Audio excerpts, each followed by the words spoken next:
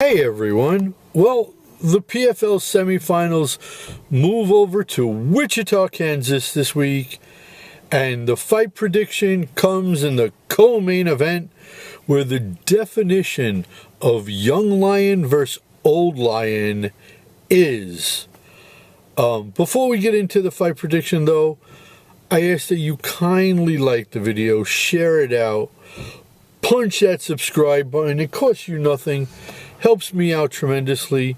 And don't forget, down below in the comment section, you tell me your thoughts on this fight.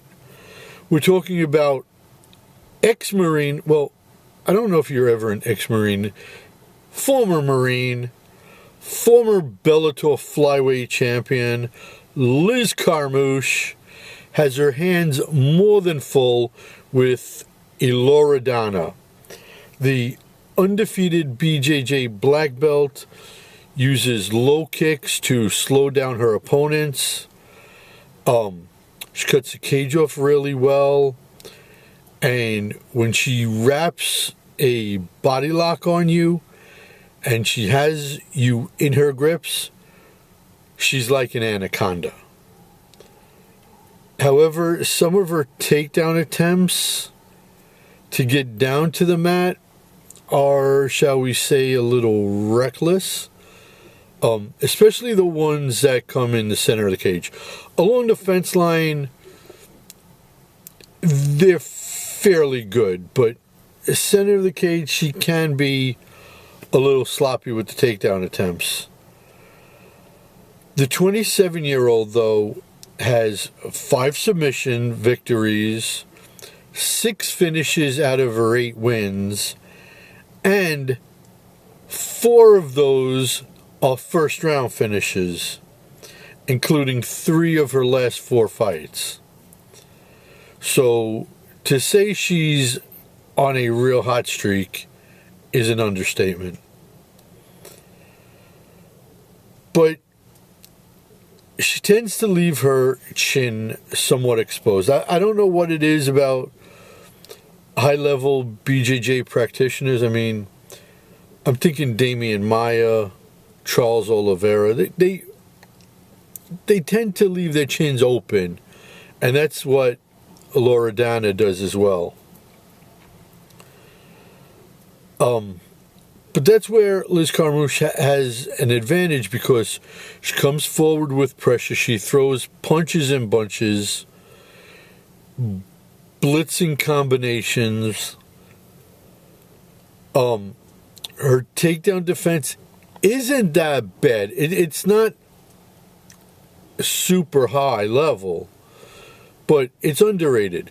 She sprawls along the center of the cage, and along the fence line, she's able to get a really wide base to stop any takedowns.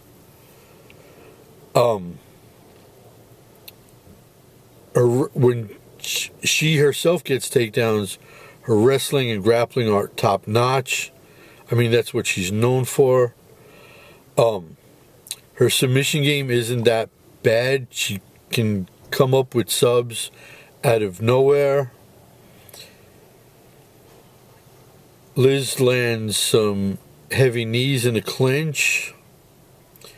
And I think what she has to do to be victorious in this fight is just slow this pace down. Okay, take this youngster into deep waters that she's never been in. Okay, she's a fast finisher. If Liz is able to keep the fight going longer than 2 rounds, well, then it's going to play with Dana's mind, you know. I think every youngster needs that loss to help them grow even better. And I think that's what we're going to have in this fight. Plus, I think Liz Carmouche is dialed in. She wants that PFL flyweight strap. And then, honestly, I think she's going to call it a career at this point. She's 41. She's going to be 42 soon. I don't know how much longer she wants to go. So I think that I'm going to go Liz Carmouche with the major upset.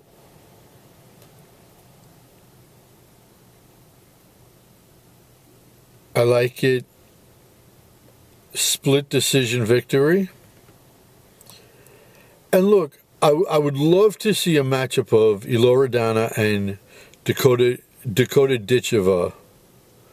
I think those two just would be a firecracker of a fight.